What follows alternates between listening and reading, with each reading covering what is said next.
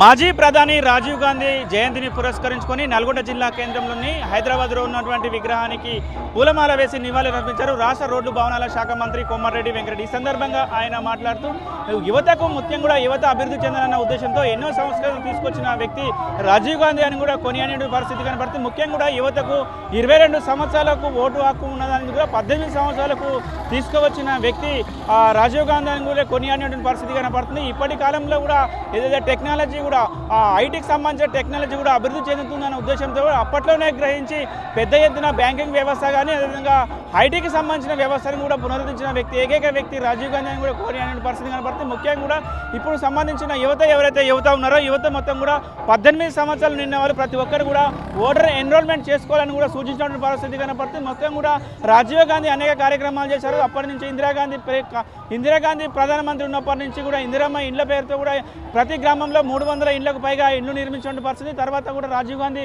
ప్రధానమంత్రిగా ఉన్న కాలంలో కూడా చాలా వరకు కూడా దేశాన్ని అభివృద్ధి చేసే దిశగా కూడా చాలా ప్రయత్నాలు చేశారని చెప్తున్న పరిస్థితి. అంటే అన్ని కూడా ముఖ్యంగా గ్రామ పంచాయతీలకు సంబంధించిన నిధులు సక్రమంగా బ్యాంక్ అకౌంట్లోకి రావడానికి కూడా ముఖ్యంగా కృషి చేసిన వ్యక్తి రాజీవ్ గాంధీ అని కూడా మంత్రి కోమటిరెడ్డి వెంకటరెడ్డి కోరిన పరిస్థితి కనబడుతుంది. జిఎస్ఎల్ మెడికల్ ఇన్స్టిట్యూషన్స్ మరియు కిమ్యూ ఇంటర్నేషనల్ యూనివర్సిటీ భాగస్వామ్యంతో ఇండియన్ అలైన్డ్ ఎంబీబీఎస్ కోర్స్ అడ్మిషన్లు అందిస్తోంది నియో. ప్రధానమంత్రి రాజీవ్ గాంధీ గారి 82వ జన్మదిన సందర్భంగా వారికి ఘనంగా నివాళులు అర్పిస్తూ ఈ కార్యక్రమంలో పాల్గొంటున్న మేయర్ గుడి చైతన్య శ్రీనివాస్ రెడ్డి గారు, పట్టణ కాంగ్రెస్ అధ్యక్షులు, డిప్యూటీ మేయర్ గారికి, అందరు కౌన్సిలర్స్ కు, సర్పంచులకు, కాంగ్రెస్ పార్టీ కార్యకర్తలు కూడా ఈ అందరూ కూడా ఈ రోజు స్ఫూర్తిగా రాజీవ్ గాంధీ గారు కళ్ళ ఏం చేయాలంటే ఆయన ఆ రోజు 80 సంవత్సరాలు ప్రధానమంత్రిగా 40 సంవత్సరాల బాధ్యతలు చేపట్టి దేశాన్ని 21వ శతాబ్దంలో తీసుకెళ్తానంటూ ప్రచారం ఆర్భాటం లేకుండా ప్రపంచంలోనే ఆ రోజు ఏ దేశానికి పోయినా రాజీవ్ గాంధీ చూడడానికి లక్షలాది మంది వచ్చేవాళ్ళు.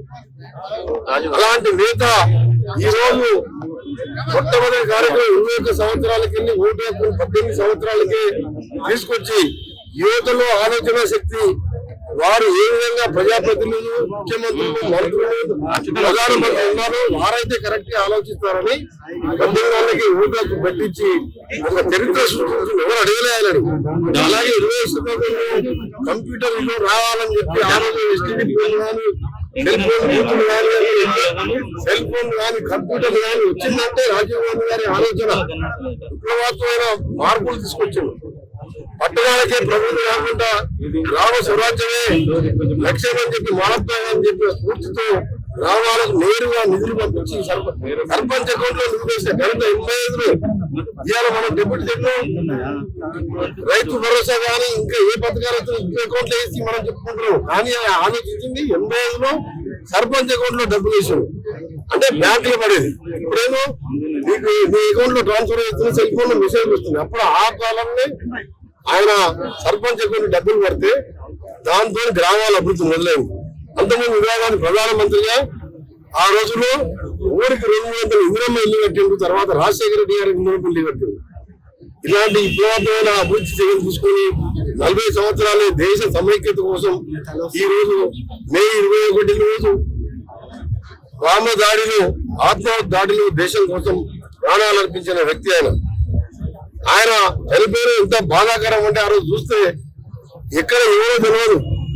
ఇదే తీసుకొచ్చి ఇదే రాజీవ్ గాంధీ అని చెప్తే దానికి అంత్యక్రియలు సృష్టించే పరిస్థితి అంత భిన్నాభిన్నమైన ఆ ధైర్యాన్ని కోల్పోకుండా ఒక 10 సంవత్సరాలు మౌనంగా ఉన్న సోనియా గాంధీ చిన్న పిల్లలు ఉన్నారు. అప్పటికి రాహుల్ గాంధీ ప్రియాంక, అప్పుడు మేమందరం యూత్ కాంగ్రెస్ లో ఉన్నవాళ్ళం, యూత్ కాంగ్రెస్ చురుగ్గా ఉన్నవాళ్ళం. కానీ మేమందరూ ఢిల్లీకి పోయాం. ఆ రోజు సోనియా గాంధీ ఎంతమంది చెప్పినా ప్రధానమంత్రి పదవి చేపట్టలేదు.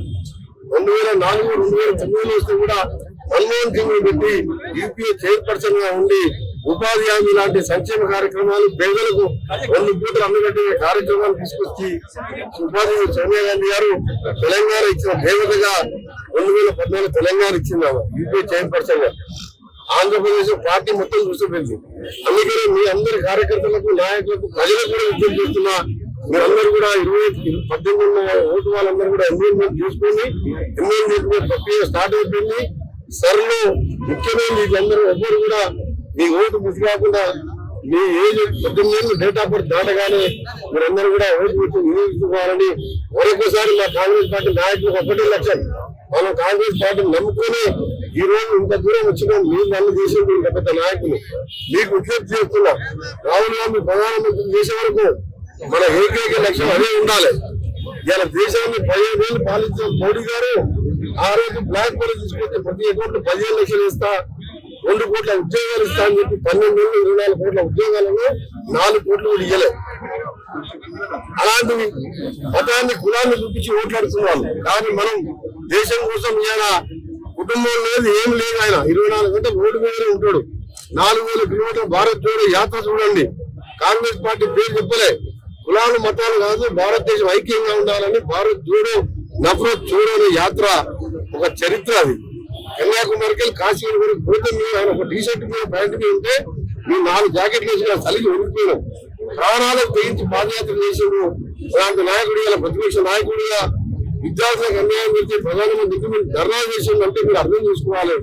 అందుకనే ఆయన ప్రధానమంత్రి వచ్చే 2-3 సంవత్సరాలు జరిగే ఎన్నికల్లో ప్రధానమంత్రి చేయడం లక్ష్యంగా పనిచేయాలని కాంగ్రెస్ పార్టీ కార్యకర్తలకు దానిలో రాహుల్ గాంధీలో రేపు రాజీవ్ గాంధీని చూసుకోవాలి. మనం రాజీవ్ గాంధీ ఏ విధంగా కార్యక్రమాలు చేసినా అంతకు మించి చేస్తాడు ఆయన.